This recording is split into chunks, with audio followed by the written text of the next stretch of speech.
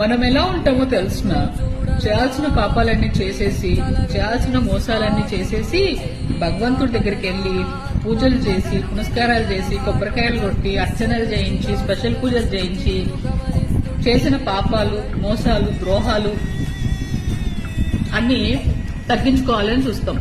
దేవుడు కూడా పాపం కైండ్ హార్టెడ్ నాలాగా సర్లే పోతే పోని పాపాలు చేసేసాడు కదా, నా బిడ్డలే కదా పాపం చేసింది కదా అని చెప్పేసి క్షమించేసి వదిలేస్తాడంట. దేవుడు చాలా కైండ్ కాబట్టి.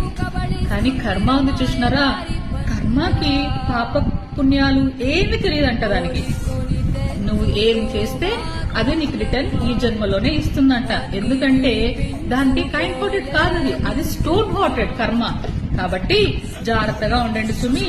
దేవుడైనా మిమ్మల్ని ఫర్గివ్ చేస్తాడు, కానీ కర్మ ఉంది చూసినారా అస్సలు ఫర్గివ్ చేయదు.